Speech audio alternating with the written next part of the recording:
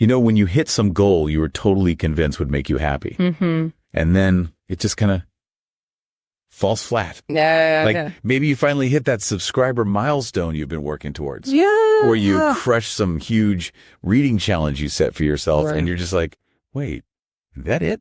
I think we've all been there, especially the driven types, right? Always shooting for that next thing. Totally. And the funny thing is, there's a whole bunch of research on why that happens and what we can do about it. Oh, absolutely. That's exactly what we're diving into today with If You're So Smart, Why Aren't You Happy? Great book. It's by Raj Raghunathan. Yeah. He lays out these 7 deadly happiness sins, things we tend to chase thinking they're the key to joy, Right. but often they kind of backfire. Interesting. But the best part is he doesn't just leave us hanging with the problem, right? Right. He gives us 7 habits, all backed by science, to try instead. Oh, nice. Like practical steps.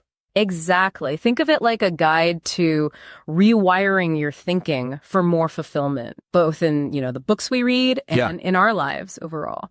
I like that. So right off the bat, Raghunathan talks about something he calls the fundamental happiness paradox. Yeah.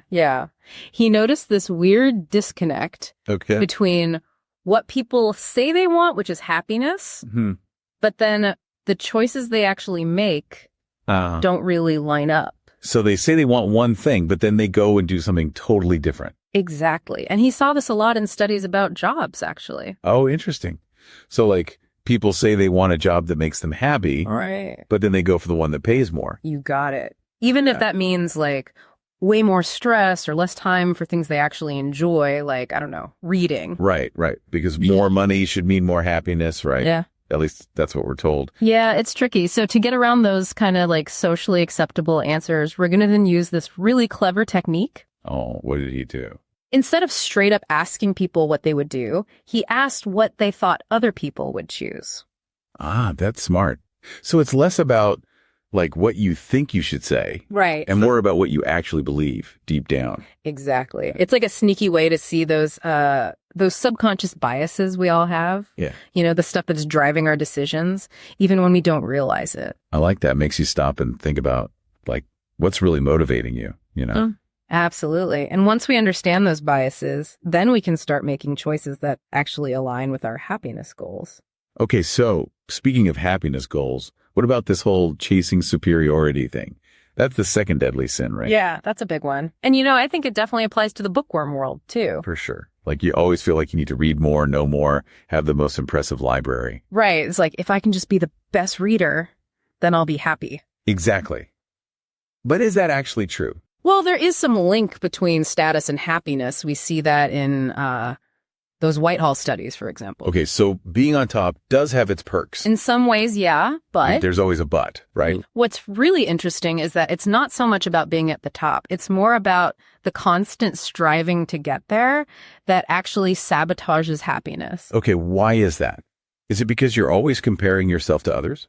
That's definitely part of it. It's like this never-ending cycle of comparison and insecurity, right? Yeah. Because especially with books, it's so subjective, who's to say who's the best reader? There's no real answer, so you're constantly chasing this moving target. Totally. Yeah. It's like that feeling of finishing a book and then immediately feeling the pressure to move on to the next one. Yes. Without even taking the time to actually enjoy what you just read. Exactly. Yeah. So, how do we get out of that trap? Well, Raghunathan has these antidotes, right? These habits to cultivate. Okay, yeah. So for the first sin, devaluing happiness, he suggests defining happiness. Right. Instead of this vague idea, oh, I want to be happy. He's like, okay, but what does that actually look like for you? Yeah, get specific. Exactly. What does it feel like? I like that. Defining your own personal happiness. Yeah. So what's the second habit? It's called pursuing flow. Oh, flow. I've heard of that. Isn't that when you're so engrossed in something that time just flies by? Exactly. And it's not just for certain people. It's something everyone can experience no matter what they're into. Oh, cool. And it's super fulfilling, Yeah, I definitely get that feeling when I'm reading a really good book. Nothing else exists in that moment. That's it. And the cool thing about flow is it happens when you hit the sweet spot between challenge and skill. Oh, yeah. If something's too easy, you get bored. But if it's too hard, you get frustrated. Right. But when your abilities are perfectly matched to the task at hand, that's when the magic happens. Okay, so it's all about finding that balance. Exactly. I'm already feeling inspired to create more opportunities for flow in my reading life. Good. That's the point. But I know we have a lot more to cover. We've got a whole bunch more of these happiness sins and habits to dig into. Let's do it. What's next? All right. So the next one is the need to be loved. This one, I think, might hit close to home for a lot of us. Mm-hmm. Okay, yeah. We all want to be loved. Of course. Yeah. But there's this line, between a healthy desire for connection and an unhealthy need for constant approval. Okay, yeah. I can see how needing validation all the time, especially online, could be a problem. It can be. And when we get too focused on receiving love, it can turn into neediness or even avoidance. And both of those come from a place of insecurity. Oh, interesting. So we might become super attached to relationships, or we might push people away because we're so scared of rejection. It's like a vicious cycle. Exactly.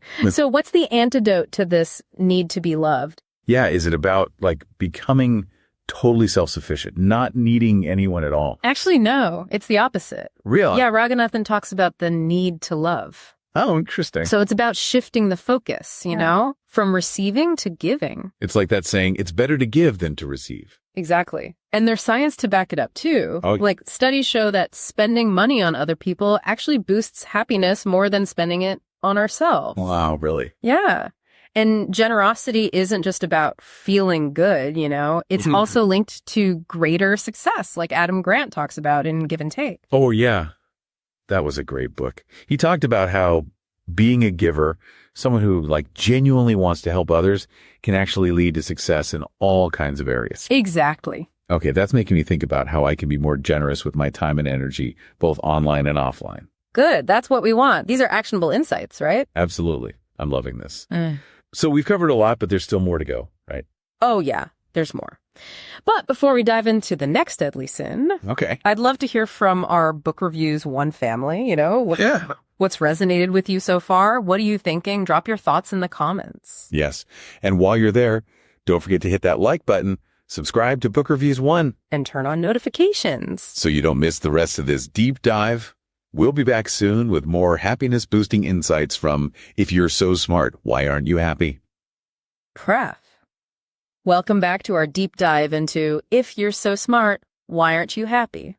Back for more happiness sins. Oh, yeah. We're uncovering those sneaky habits that kind of sabotage our joy. Mm-hmm. And, of course, the good habits that can help us, reclaim it. Right. It's all about finding that balance. Exactly. So what's the next sin on our list? This one is all about control. Or, the illusion of control. Oh, okay. Being overly controlling, right? That's the one.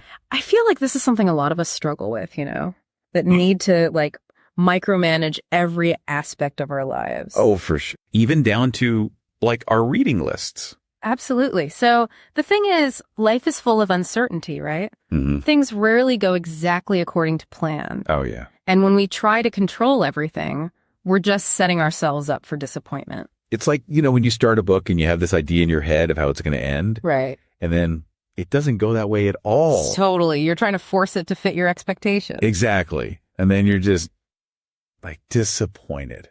And that's kind of what Raghunathan calls power stress. Oh, power stress. Yeah. It's this constant striving for control that ironically makes us less happy. Because you're so focused on making sure everything goes perfectly that you miss out on the actual experience. Yeah, you're not really present. Right. So what's the habit we can use to combat this power stress? So instead of being overly controlling, he suggests taking internal control. Internal control. Okay. Yeah, so it's about shifting the focus, right? Instead of trying to control external circumstances, which we often can't really do anyway. Yeah, you can't control the weather. Exactly. It's about focusing on what we can control, our thoughts and reactions. Okay, so accepting that we can't control everything, but we can control how we respond to what happens. You got it. It's about finding that sense of agency, even in tough situations.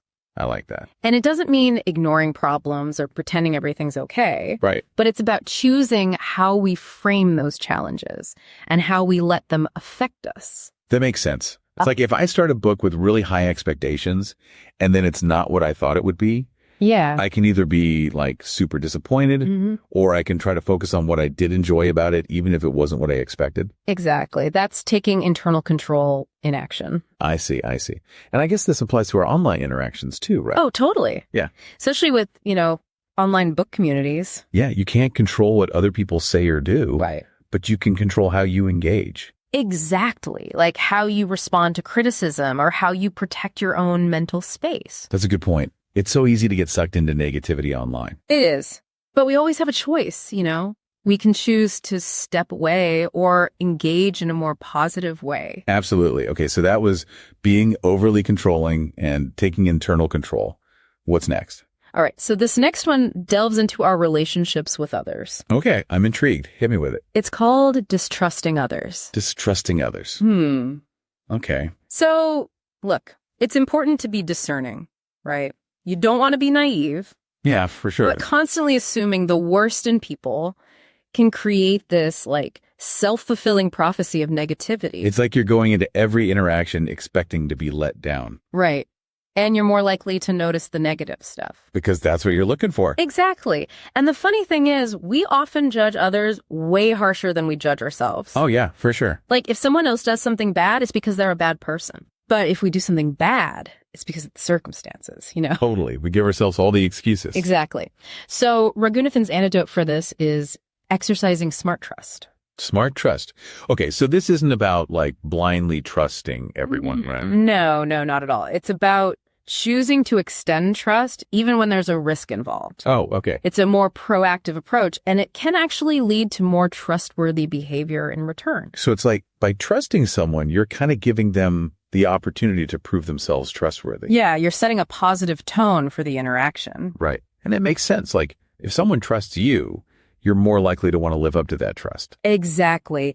And think about how this applies to online book communities, right? Yeah. When we approach others with trust and genuine curiosity, it can lead to way more meaningful connections and richer discussions. Oh, absolutely. Yeah. It's always more fun to engage with people who are open-minded and willing to share their perspective. Right. Even if it's different from your own. Exactly. Okay. So that was distrusting others and exercising smart trust.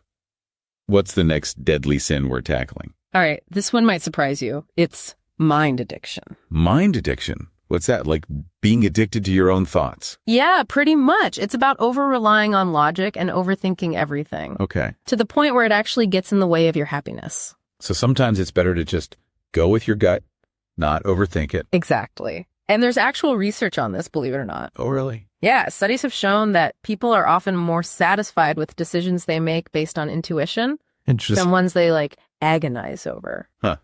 Like when you're browsing for a new book, sometimes you just got to go with the one that catches your eye. Right. Even if you can't explain why. Exactly. So what's the antidote to this mind addiction? Well, the habit to cultivate here is mindfulness. Oh, mindfulness. I hear that word everywhere, but I'm still not sure I totally get it. It's about being present in the moment, without judgment. Noticing your thoughts and feelings, but not getting swept away by them. So it's like hitting pause on those racing thoughts. Exactly. And it can be really helpful for reading, too, Oh, yeah. How so? It helps you really immerse yourself in the story, to savor the language, to connect with the characters on a deeper level. I could see that. When I'm really present while I'm reading, it's a much richer experience. Right. You're not distracted by all that mental chatter. Exactly. Okay, so we've covered 6 deadly sins and their corresponding habits. We have. That leaves just one more, right? One more to go. Okay, lay it on me. What's the final hurdle to happiness we got to overcome? All right, this one's particularly relevant in our, fast-paced, achievement-oriented culture. Okay, I'm all ears. What is it? It's the need to be busy. The need to be busy. Yeah, I think I can relate to that one. Right. Always got to be doing something. Exactly. What do you think? Can being busy actually get in the way of happiness? I think it depends on the kind of busyness, right? There's meaningful busyness, like pursuing your passions, connecting with others, doing things that bring you joy. Right. But then there's that frantic, always on kind of busyness. The kind that leaves you feeling drained and disconnected. Exactly. It's that constant need to be doing, even when it's not fulfilling, that prevents us from finding peace and enjoying downtime, which we all need. We do. It's like you're always on, but never fully present. Yeah, I totally get that, especially with like the online world, Oh, yeah. It's easy to get caught up in that endless scroll and feel like you're constantly behind. Absolutely. So to counter this, Raghunathan offers a really interesting habit. Okay, what is it? It's called the dispassionate pursuit of passion. The dispassionate pursuit of passion. Okay, that sounds a little contradictory. It does, right? So it's about like pursuing your passions, but without being passionate about the outcome. Yeah, that's the idea. And I think this has some really profound implications for how we approach things like reading. Okay, I'm really curious to hear more about this. Me too. We'll definitely dive deeper into it in the final part of our deep dive. Okay, good. Because my brain is like a little fried right now. I hear you. It's a lot to take in. It is. But in a good way. In a good way. We're learning and growing together. Exactly. So before we wrap up this part, I just want to say a huge thank you to our incredible Book Reviews One community. Yes. Thank you all for being here. We're so grateful for your support, and we absolutely love hearing your thoughts and insights. Keep those comments coming. Yes. And don't forget to hit that like button, subscribe to Book Reviews One, and turn on notifications so you don't miss the final part of our deep dive into If You're So Smart, Why Aren't You Happy? We'll be back soon to explore that final habit and leave you with some thought-provoking questions to ponder. See you then. All right, welcome back to the deep dive. We're wrapping up our exploration of Raj Raghunathan's If You're So Smart, Why Aren't You Happy? We've made it to the final sin and habit combo, and it's a doozy. We've been talking about those sneaky happiness sins that can really trip us up. Mm-hmm. And of course, the habits that can help us, break free. Right. So what's the last one we need to tackle? This one, I think, really speaks to like the heart of what we do here on Book Reviews One. Okay, I'm intrigued. Tell me more. It's the need to be busy. Okay, yeah, that's definitely a thing. And its antidote is what Raghunathan calls the dispassionate pursuit of passion. Dispassionate pursuit of passion. Yeah. Okay, that sounds a little confusing. It does, right. So it's about like going after your passions, but without getting too attached to the outcome. You got it. And I think this is especially important when it comes to things like reading, Yeah, totally. Like how many times have we set these ambitious reading goals for ourselves? Right. And then we get so focused on hitting that number that we forget to actually enjoy the books along the way. Exactly. We fall into that I'll be happy when trap. Oh, yeah. I'll be happy when I finish this book, or I'll be happy when I hit 100 books this year.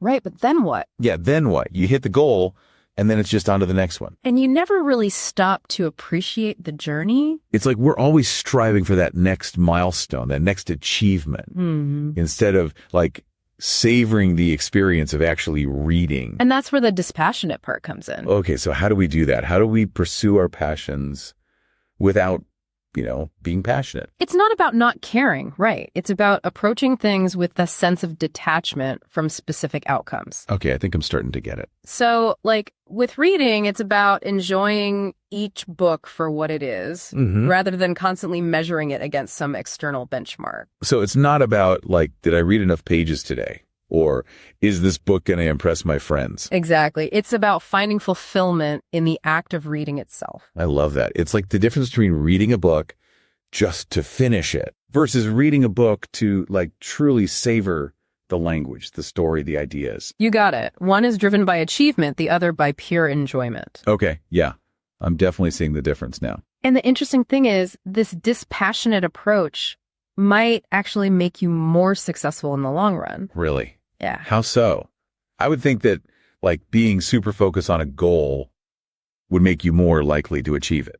It seems counterintuitive, right? But think about it. When we're less attached to a specific outcome, we're more open to, like, experimenting. We're more resilient when things don't go our way. Because we're not so afraid of failing. Exactly. And we're more likely to come up with creative solutions. I like that. It's like giving ourselves permission to play, to explore, to learn without that pressure of having to succeed in some predefined way. Exactly. And I think this applies to reading too. It frees us up to explore different genres, to try books that might be a little challenging, to have those lively debates without worrying about being right all the time. It's about embracing the journey of lifelong learning. Yes. With all its twists and turns. With all its ups and downs. Exactly. Okay, this is making so much sense now. Yeah. So if we're shifting our focus from external achievements to internal well-being, what's the big takeaway here? What should we be asking ourselves? Instead of asking, what do I need to do to be happy? Okay. What if we asked, how can I be happy now? How can I be happy now? Wow, that's powerful. In this moment, with this book, with this community. It's a good reminder that happiness isn't some far off destination. It's a choice we can make right now. In each and every moment. Exactly. Okay, well, this has been amazing. Thank you so much for taking us on this deep dive into happiness. My pleasure. It's been fun. And thanks to all of you for joining us. Don't forget to hit that like button, subscribe to Book Reviews 1. And share this deep dive with your fellow book lovers. Yes! Let's spread the happiness. And be sure to let us know in the comments what resonated with you the most today. Until next time, happy reading.